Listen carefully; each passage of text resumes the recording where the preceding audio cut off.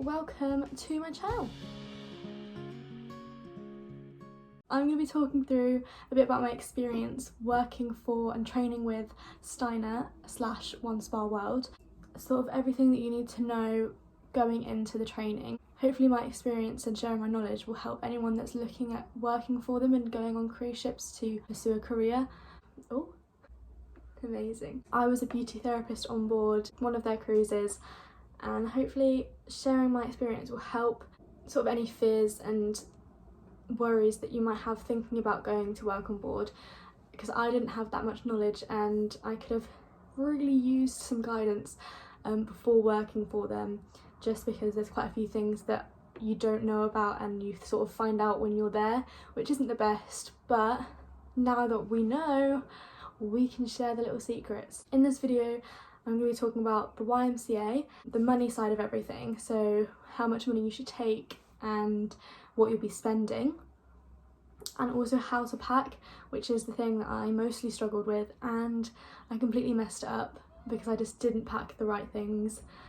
So hopefully where I went wrong will help you not make the same mistakes and learn a bit more about working on board. So let's get into the video. So firstly, I want to talk about the YMCA. So this is the hostel that you'll be staying in while you're training with Steiner.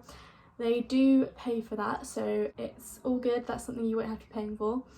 It has a really central location, first of all, so there's quite a lot of things to do around there. So there's like a cinema, you're basically in a shopping centre. If you're having to stay there over the weekend as well, then there is a few things to do around you, but just that's something you have to take into extra consideration if you want to spend a bit more. At the YMCA they only provide dinner.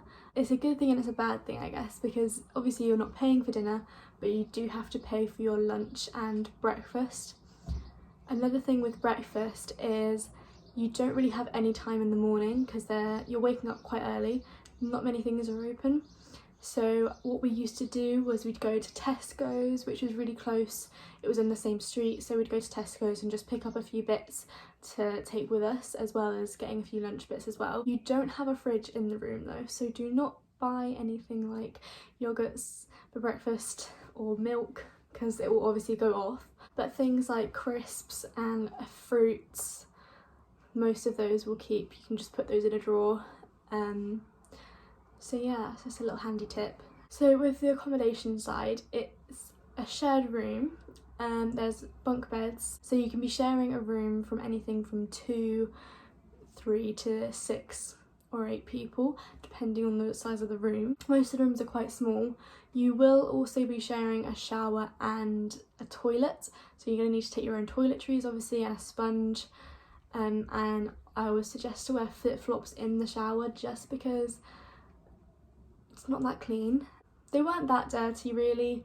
It's just more if someone has like a wart or a verruca, which is gross, but it's a possibility, because I don't actually know how regularly they cleaned the showers. So yeah, just be mindful of that. Another thing with the YMCA is they do have washing machines. They're free to use, obviously just buying your own washing liquid and things. That's the only thing. You do have to iron your uniforms very regularly because they are white and they are a really weird material uniform.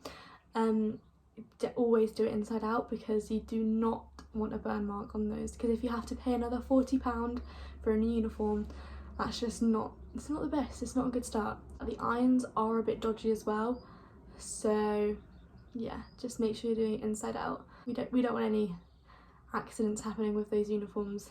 Expensive but not good material.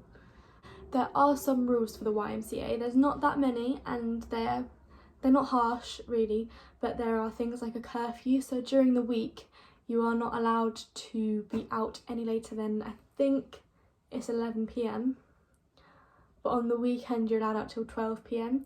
So maybe after celebrating your first week you might want to go down to the local Weatherspoons and have a little drink.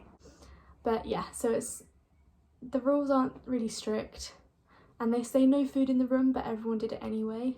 Another little handy tip, they have like a salad bar at dinner time. A few of us would take that in one of the bowls that they provided and put it in a little pot and take that for lunch as well. Because at the academy they did sell lunch, but it was a little bit expensive.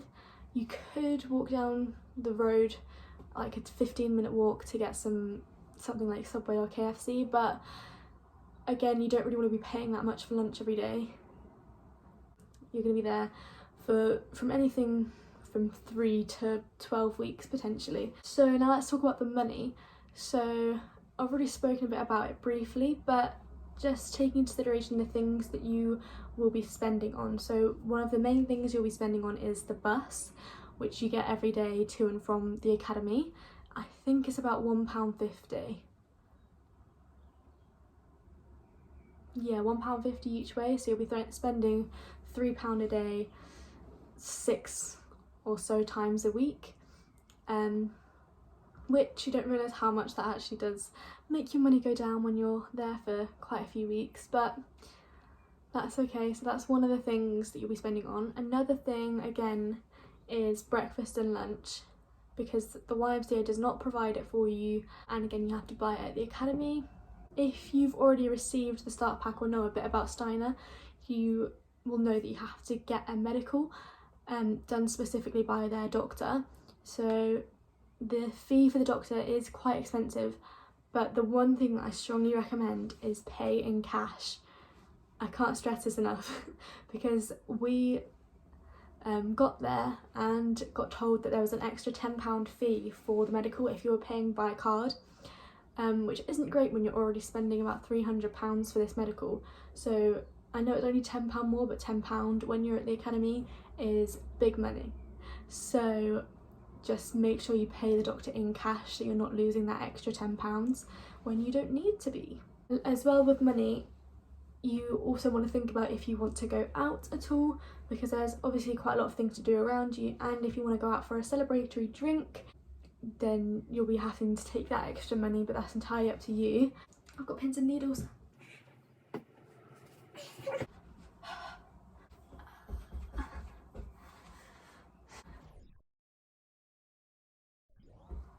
The last thing I'm going to talk about as well today is how to pack, because that is a major struggle. If you're anything like me and you want to take everything and anything, that's a big no-no. But also with trying to restrain myself, I massively underpacked. So they say you're only allowed one 20-kilogram bag? It is detailed in the starter pack, but in most cases, pretty much everyone I know was allowed to take 2 22-kilogram bags and 2 hand luggage. So I will say that, but there is a possibility that your airline will not accept that, but that was something that most did accept, because in most cases you will be with British Airways, but on the off chance that you're not, then stick to what they say in the starter pack. 1 bag for 9 months, in my opinion, is not enough, but we'll get into that anyway. How to pack. Let's start off with shoes. The most important thing in a woman's life, shoes. I did not pack very well, and I will keep saying that because I'm very disappointed in myself. But okay, so shoes. First of all, there are many rules on a cruise ship about what you can and cannot wear as a crew member / staff, because that's what we are considered as, which they never mention or tell you about, and it's not detailed in the starter pack at all. So, shoes. You cannot wear flip-flops or any slider or open-toed shoe / sandal in any area, pretty much, unless it's your cabin. So you cannot wear any open-toed shoes in guest areas or crew areas unless you are getting off the ship. That is the only time you're allowed to wear open-toed shoes, or your cabin, and that's it. So yes, take some if you're going to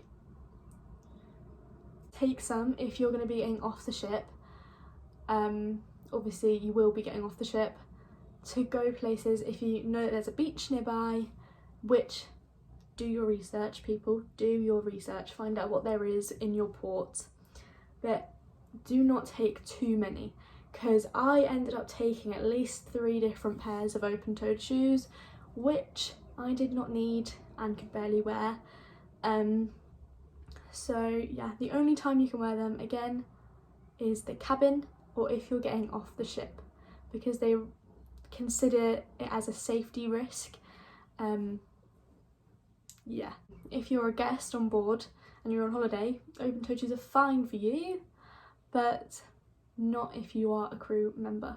Very annoying. That's one thing. Trainers are also not allowed in guest areas, so you're allowed to wear them in crew areas, e.g. to go to the crew nest or to do your washing, but do not wear them in guest areas. They are very strict on the shoes you're allowed to wear. You're only allowed sort of smart shoes around the guest areas.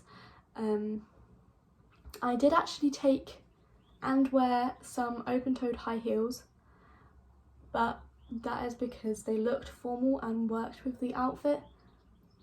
Yeah, I think I was allowed to wear them unless no one saw them and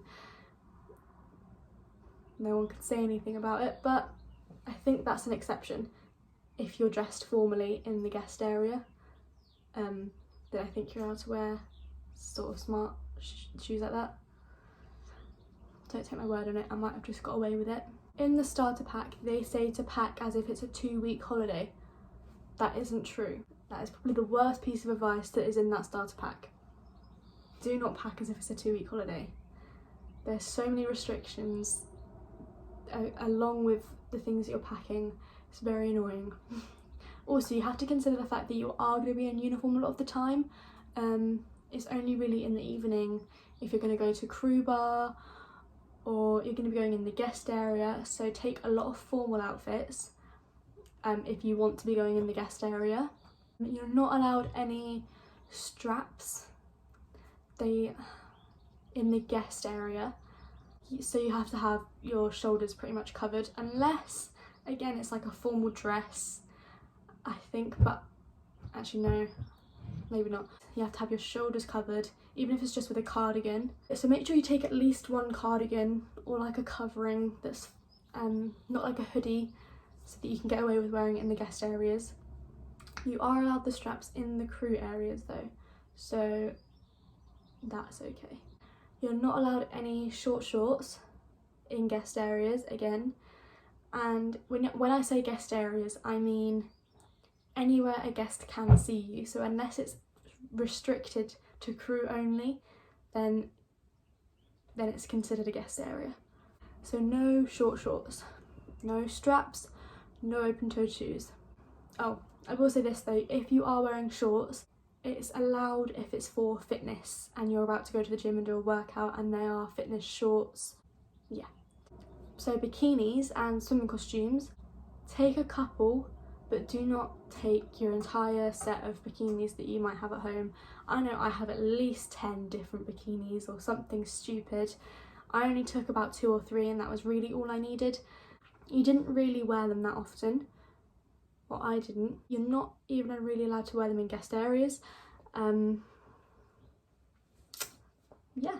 So for toiletries, make sure you've got enough for at least a month, because we don't know when the next port will be. So that is everything for this video. I don't want to make it too long so it gets boring, so I hope you enjoyed and I hope you found some of the information at least useful if you are considering working on board a cruise ship.